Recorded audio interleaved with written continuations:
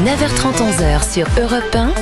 Culture Média. Thomas Hill. Et on démarre bien sûr cette émission avec la session de rattrapage de Jean-Luc Lemoyne. Et Jean-Luc, ce matin, nous recevons donc Cécile Bois pour sa nouvelle série Made in France. Oui, j'ai lu le pitch, c'est très accrocheur. Rita, 50 ans, découvre que son mari, Olivier, l'a trompée. Bon, j'espère que c'est pas à cause de ça le titre Made in France.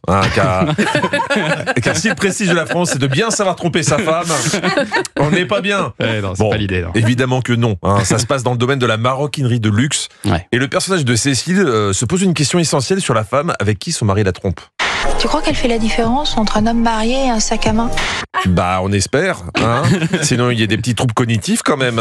Surtout que c'est facile à différencier. Il y en a un qui coûte plus ou moins cher, qui est toujours bourré et dont vous vous lassez rapidement, et l'autre, c'est le sac à main. Voilà. Facile.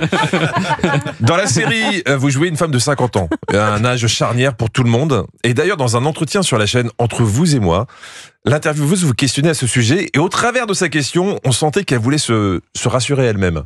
Vous parliez d'âge. Que diriez-vous justement à toutes ces femmes qui, à partir de 50 ans, se disent « c'est le début de la fin ».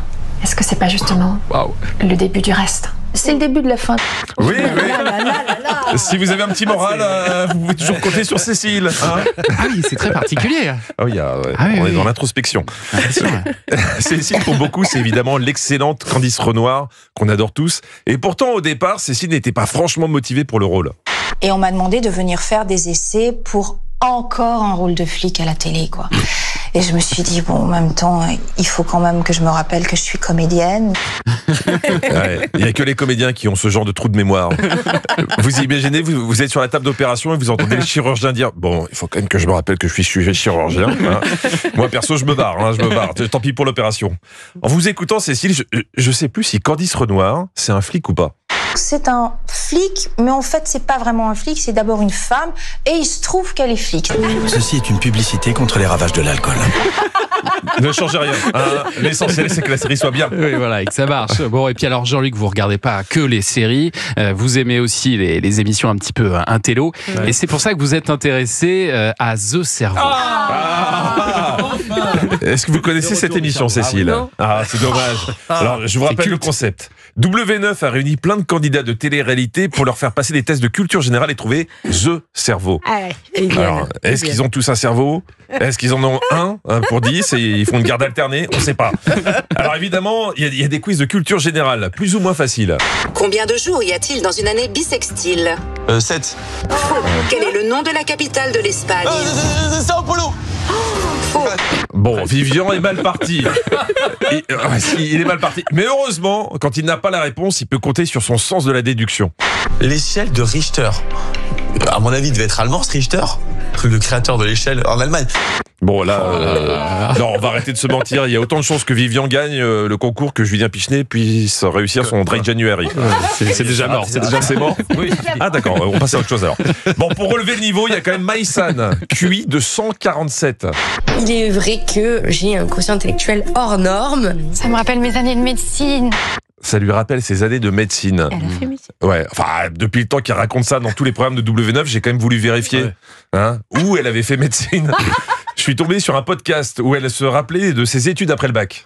Après ma prépa, j'ai fait, du coup, je me suis spécialisée vraiment dans l'informatique, dans la cybersécu. Apparemment, son métier dépend de son humeur à Maïsan. Attendez, je dis pas qu'elle a pas fait médecine. Je dis juste que 3 ans de pratique sur Dr Maboul, ça te permet pas d'exercer. Mais si Maïsan accepte de participer à autant d'émissions de télé-réalité, c'est pas pour gagner de l'argent. Non. Au contraire, c'est parce qu'elle est généreuse.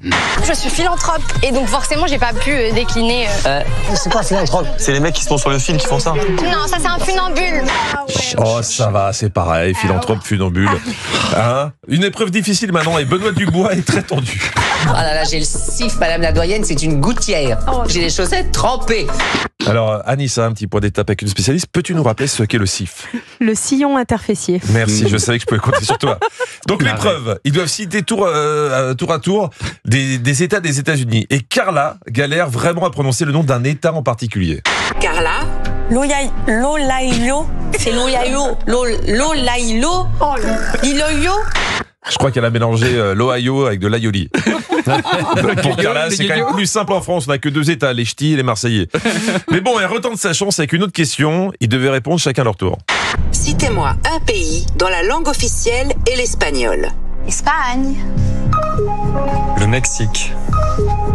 Je sais pas si je vais dire vrai. Ibiza. Bon, là, elle a perdu. Elle a perdu et elle n'a pas compris pourquoi. C'est pas un pays, Ibiza? Je sais pas. C'est un pays, Ibiza, c'est comme la Corse. La Corse, c'est un pays. C'est une île. Oui, la Corse est-elle un pays ou une île? J'aime bien déconner, mais comme je suis pas très courageux, je laisserai chacun répondre à cette question.